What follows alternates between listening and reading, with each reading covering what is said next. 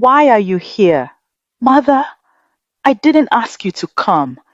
You're embarrassing me, Mother, like you always do. Why can't you just disappear? Why now? You think showing up fixes everything? Look, Mother, I am shamed being around you. Okay? You ruin everything you touch. Just go. I don't want to see you. You, this eye-patched mother. Hi, lovely people, you are welcome to my channel. Get ready for this intense, emotional story. This story shows how a daughter named Grace rejected her eye-patched mother. Grace was ashamed to be around her mother. This affected their relationship. An eye patch that symbolizes old wounds and hidden truths, neglect and abandon.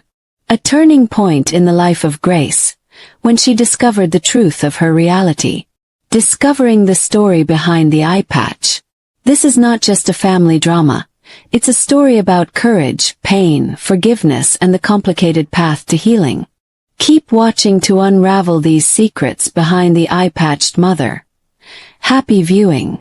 Please don't forget to like, comment, and subscribe for more intense stories and dramatic moment. After the birth of Grace, things were difficult for both mother and child.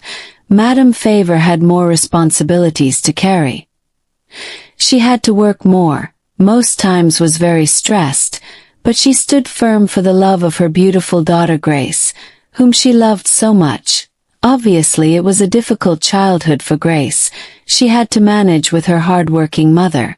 The only source of income was her roasting plantain business, which Grace, her daughter, hated so much with passion. Grace was ashamed to see her one-eyed patched mother roasting plantain and fish on the street, in the rain and under the sun. This affected her emotionally. Grace resented her mother as a child. She didn't understand as a child why other children would point and whisper whenever her mother arrived at school. However, the shame grew more intense as she grew older. Thank God. I brought lunch for you. The sound of her mother's voice filled the schoolyard. The students turned. There was laughter. Grace stopped. She hoped to be swallowed by the earth. This was Madame Favor's routine, whenever she went to her daughter's school to give her her lunch pack. When they arrived home, she grumbled, "Why do you even come to my school so often, Mother?" Grace screamed at her one-eyed mother with disgust.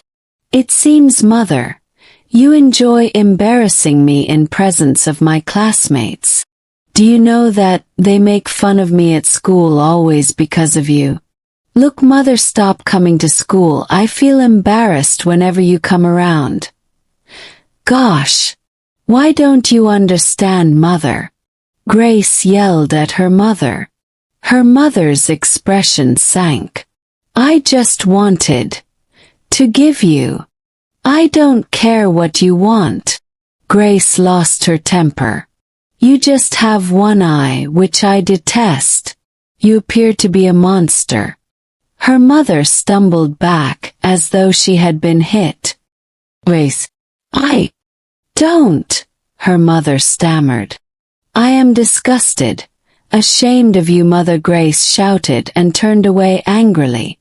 After that, she stayed away from her mother because she felt embarrassed to be around her.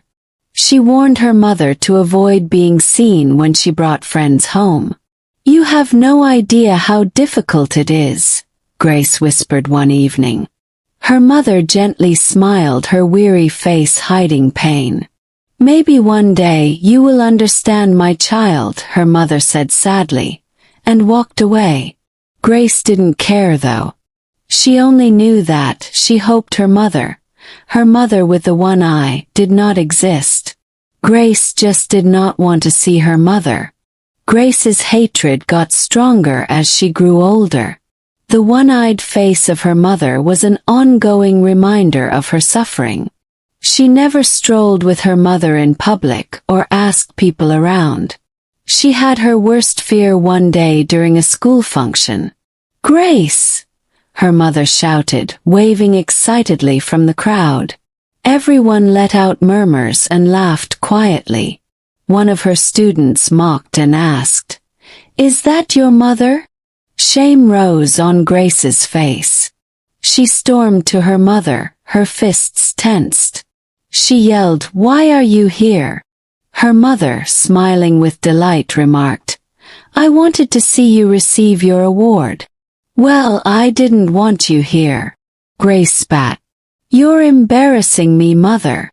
Why are you unable to remain hidden like always?" Grace felt always uncomfortable being around her mother. Her mother just nodded, her smile wavering. "I'm sorry, my child." Grace refused to talk to her mother and locked herself in her room that night. She didn't say anything when she went for school the following morning. The only eye that had protected her, loved her, and made sacrifices for her. Her mother was sad, but she didn't see it. Grace didn't care about her mother, she was ashamed of her. At the school tennis court in the afternoon, Grace heard her colleagues laughing while working on her swings. Then turned to look at her friend Kemi, one of her teammates whom, while laughing, said, "Look, guys. That one-eyed woman is back." Gloria, her other teammate, teased, saying, "Isn't that Grace's mother?" "Roasted plantains for sale close to our school? That is embarrassing." Grace clutches her tennis racket as she freezes. Slowly, she turns to see her mother, Favor, waiting at the court's entrance with a little bundle of newspaper-wrapped plantains. Excitedly, Favor waves. Her mother, with a kind smile, "I brought you some food, my daughter. I'm sure that after training you'll be hungry." Grace feels embarrassed, and her stomach turns. She hears her classmates chuckle. One of them lets out a loud whisper. Joy, her teammate, said, "She smells like smoke and fish." With rage in her eyes, Grace marches towards her mother. Harshly muttering, Grace yelled, "Mother, I warned you not to come here. Are you trying to humiliate me?" Her mother, perplexed, her grin faltering. "Humiliate you? No, kid. Why would I do such a thing to my child?" Grace cutting in, her voice trembling with rage. "Go now. I don't need these your tasteless plantains, mother. Please go. Please." Grace takes the parcel out of her mother's grasp and flings it to the floor.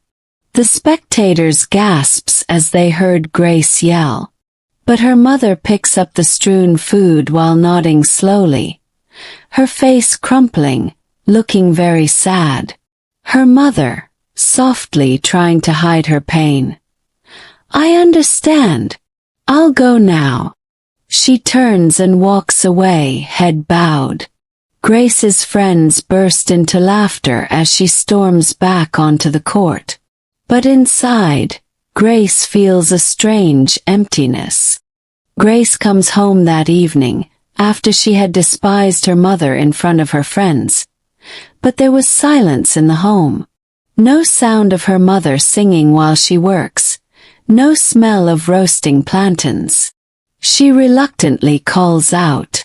Grace yells very arrogantly, "Mother! Mother, where are you? I am back. I am hungry. Is there food in this house? I need to eat. Give me something to eat. Mother, where are you?" Total silence in the house. The house she lived with her mother was only one small room. They shared the kitchen, bathroom with neighbors. Grace was ashamed of her house.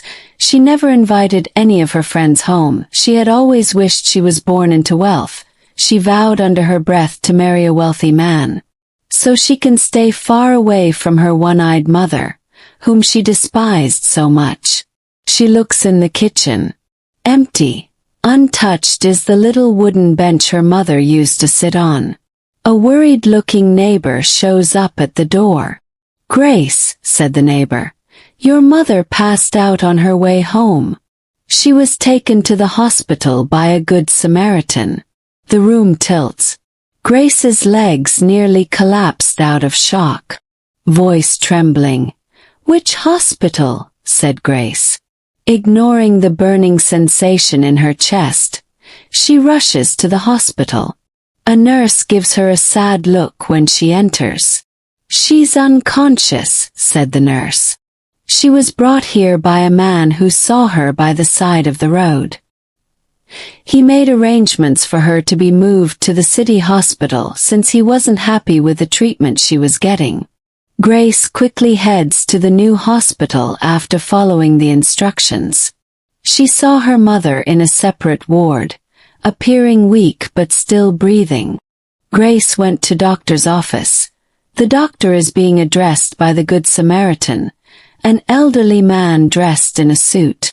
The doctor explained, "Hey, you must be Grace, her daughter. Listen, Grace.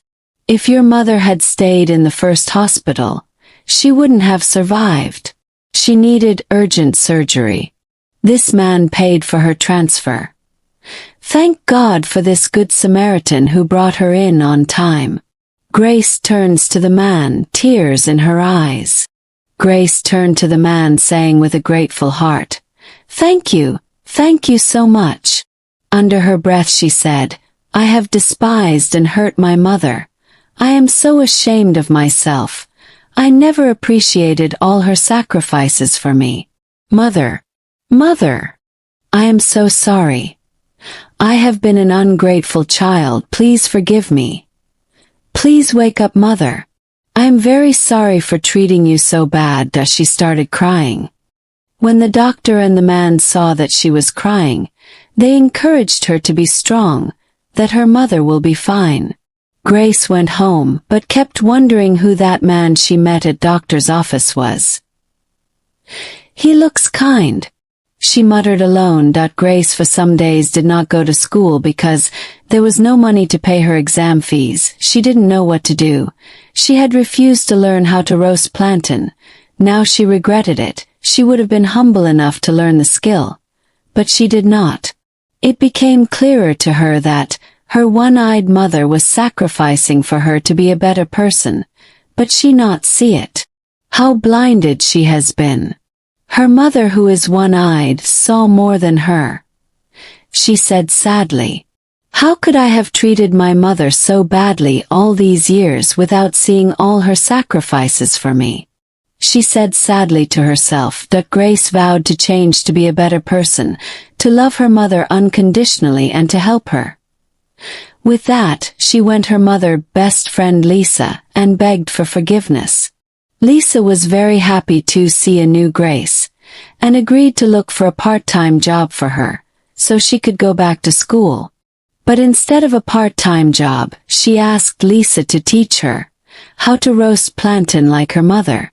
So she taught her. Grace learned very fast, and was happy and proud to do it. She became very cheerful. Although her mother's condition had not improved much, but she was hopeful. She prayed for her mother daily. One day, her school principal called her to come to the school. The school principal, Mrs. Toby, was a caring woman, whom everyone loved. She told Grace to resume school. "Grace, how are you doing and your mother?" she asked with concern. "We are fine, thank you, Ma," Grace replied. The principal, talking to Grace, said, "Grace, you can come back to school from tomorrow. We are all expecting you. Listen, my dear, do not think of money. Everything is being taken care of." Grace, hearing this, was very happy, thanked the principal. Grace's time at school is ideal. She always has extra pocket money, the best books, and her tuition paid in full. She never questions it till later but assumes it comes from her academic support. One day, she hears the principal of the school talking to a well-dressed man in the corridor. "Everything is in order, sir," the principal said, with a respectful nod. "There is nothing that Grace lacks. Her allowances, books, and tuition are all covered." "Good," Mr. Bello said firmly. "What about her safety?" Teacher said, "We make sure she's always protected, just as you requested." "'Kay, thank you all. I will send the message to my boss." Grace frowns as she observes the discussion from behind the lockers. Who is this man, and why was she so important to him? She pondered. Grace was happy to go back to school. Her friends gathered around her. To help her out too, they were excited to see her. But Grace has changed too. She explained to her friends about her mother. How she not a good daughter. She was very ungrateful for all the sacrifices her mother was making her to be better, which she did not see. "Listen, my dear friends," Grace said, "guess what?" Smiling, "I now roast plantain and fish like my precious mother. I am proud to do it. At least I can help my mother, who is still in the hospital, to sustain myself." Her friends were happy for her. They all clapped for her. Grace, in tears, was encouraged. "So guys," she announced, "bring all your friends to buy from me. The most delicious roasted plantain and fish ball in town." Her friends were all excited and agreed to buy from her, and to bring customers for her. Lisa was proud of her. She made a lot of sales daily. Lisa said to her, "Grace, you have changed. We are proud of you. Your mother will be proud of you too when she gets to know." Grace giggled with excited, saying, "Thank you, Auntie. I hope my mum forgives me," she muttered. One day, while Grace was at the hospital, she met the Good Samaritan man again with the doctor. The man stares at Grace for a long moment, then sighs deeply. "Please, I would like us to talk if you do not mind." Mr. James said, "You see, Grace, I knew your mother a long time ago." Grace's heart skips a beat. "Really?" Grace exclaimed. "How?" "I will allow both of you to talk," that the doctor said, hurriedly left both of them to go to the bar in the hospital. "She was once engaged to me," Mr. James explained. Grace's eyes widen in shock. Before she can speak, a weak gasp comes from the bed. Favor has opened her eyes. She turns her head toward the voice, and when she sees the man, her entire body stiffens. Then suddenly she faints. Grace yelled, "Mother! What's happening?" The doctor rushes forward, checking her pulse. "She's just in shock. She needs rest," the doctor said. Grace stares at the man, her voice trembling. "Who are you?" Grace asked. The man's face is filled with guilt. "I am your father," Mr. James replied with so much guilt. The words hit Grace like a storm. She staggers backward, gripping the chair for support. As Favor recovers, Grace sits beside her father, listening to his confession. Softly, James explained what happened to Grace. "When your mother told me she was pregnant, I was young and selfish. I abandoned her. But I never forgot her. It was a sunny afternoon in a crowded grocery store. Favor, your mother was a young orphan without a family, worked as a saleswoman while organizing shelves. Dreams of a better life weigh heavily on her heart as she observes the customers passing by. A well-dressed young man named James walks in, scanning the area eagerly. He sees Favor. James said, "Excuse me, miss, where can I find the best wine in this place?" he said with a nice smirk. Favor looks up and gives a courteous grin. Favor replied, "Sir, in aisle 7. Do you require assistance making a decision?" James glances at her before lowering his voice. James said, "Yes, please. I will need a little help finding good company too." He laughs. What begins as flirtation quickly develops into something more. Favor blushes. No man has ever spoken to her like this before. She hesitates, but James is persistent. He visits the supermarket often, making excuses just to see her. She hums quietly as she makes dinner one evening. James walks in, checking his phone and appearing preoccupied. Favor asked, "Long day?" With a smile. Whispering, hardly listening, "Yeah," replied James. "Come eat. I made your favorite." She called him fondly Favor, and James became inseparable after a year. James hardly gives her a look. Favor observes but says nothing. She takes a deep breath and talks quietly as they lie in bed later that night, with him, thinking she has finally found love. Uncertain, optimistic. "James the first am expecting a child," Favor said. The space becomes chilly. James tenses up. His face hardens as he sits up. "What did you just say?" he asked plainly. "We're having a baby." Favor with a feeble smile and a frightened expression. James rubs his forehead while swinging his legs off the bed. "That's not possible," he said icily. Sitting up, perplexed. "Isn't it possible?" "It's happening, James," she told him loudly. James paced the room angrily, shouting, "Favor, this was not the plan. This is more than I can handle. You ought to remove it." Her hands shaking, Favor gasps. Silent and in pain, "How can you say that? This child is ours," she cried. "No." He yells, "It's your problem. You need to have exercised caution. Listen, woman. Get rid of it. Immediately." "What, James? What did you say? I should get rid of what?" "Your child, James." James. "Really? You want me to get rid of your baby?" She screamed, crying. "You should have been careful." Favor feels like the floor has vanished beneath her feet. She stands, reaching for him, but he steps back, shaking his head. Coldly he said to her, "Listen, Madam Favor, are you deaf?" Repeat. "That's not possible." Confused, sitting up, "Not possible." "James, it's happening," she said. James, angrily pacing the room, said, "This was not part of the plan, Favor. I'm not ready for this. You should get rid of it." Favor gasps, her hands trembling.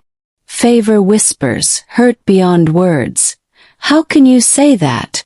This is our child." Crying. James, yelling, said, "No. This is your problem. Woman. I want you out of my house by morning." James, "What? That I should leave your house?" "Why? What have I done?" she said. I do not have anyone in this city. Where do I go to? I had to quit my job because of you, James." Favor, crying profusely, "I do not have money. I have used up all my savings in helping us to get this house. Now you want me to leave? All because I told you I am pregnant for you.